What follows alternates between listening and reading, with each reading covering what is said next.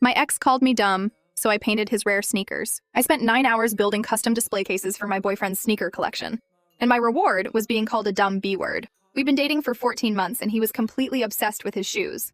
His apartment was a mess of cardboard boxes and his birthday was coming up, so I thought, why not do something amazing? I went to the hardware store, bought premium glass cabinets, LED strip lights, and specialized matte black paint for the wood trim. I worked all weekend. My fingers were blistered from the screwdriver, my back was aching, but the setup looked incredible, like a high-end boutique. When he finally walked in, he didn't even notice the glowing lights or the perfectly aligned glass shelves. He just zeroed in on the top row. "Why are the retro 4s next to the running shoes?" He scoffed. I told him I just organized them by color, so they'd pop against the dark background. He let out this arrogant little laugh, shook his head, and muttered, "You are such a dumb B-word sometimes. You totally ruined the aesthetic." He didn't even yell. He just said it like it was an undeniable fact, like I was a toddler who colored outside the lines. I stood there holding a half-full quart of sticky, matte black, this paint, that I'd been carefully brushing on the trim for the last 3 hours. Something inside me just clicked. "You know what? You're completely right," I whispered. "Let me fix the aesthetic." Before he could even turn around, I popped the loose lid off the can and chucked the entire quart of thick black paint right into his open closet of unboxed limited edition sneakers. Splat. It coated the suede, it ruined the laces, it dripped down the pristine white leather of shoes that cost him